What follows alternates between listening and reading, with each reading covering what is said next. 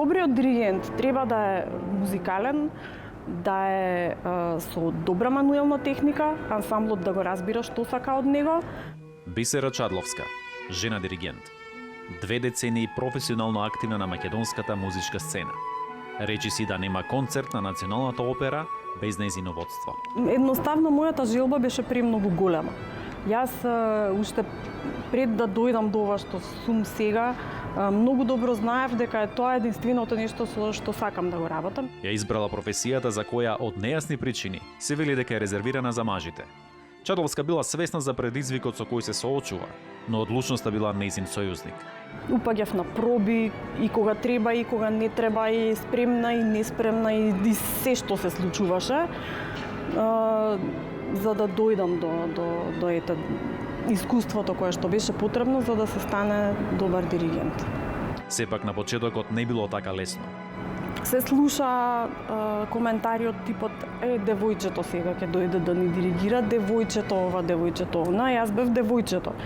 Значи не бев никогаш ставена на еднакво рамниште како моите колеги со кои сме дипломирале во исто време или неколку години разлика. Значи тие беа веќе диригентите, а јас бев девојчето.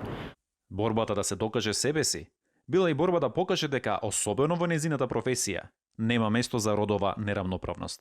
Не се гледам како диригентка, туку сум диригент исто рамномерно со сите други мажи и жени диригенти во светот.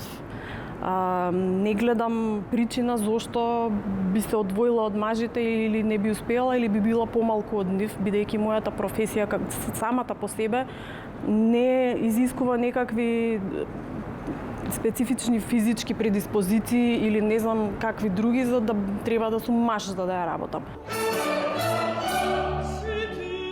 Чадловска долго време беше и единствената жена диригент на македонската сериозна музичка сцена. Тогаш за неа тоа бил редовен предизвик за да успее, но од денешен аспект на тие години гледа и со уште една мисла. Гледам дека било одговорност голема, бидејќи сметам дека се остава некаков впечаток или некаков пат се трасира за помладите луѓе после мене. Вели дека работите се многу подобрени во однос на родовата еднаквост во нејзината фела. Сепак денес сите заедно се соочуваат со многу поголем проблем. Не достига нормалниот начин на функционирање, блискоста, уметноста е полна со чувствата, а без чувства не може да живее. Пандемијата удри силно врз репертоарот на Националната опера и балет.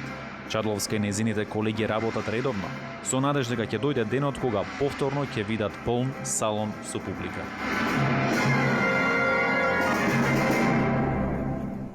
За Гласот на Америка од Скопје, Тоша Огњанов.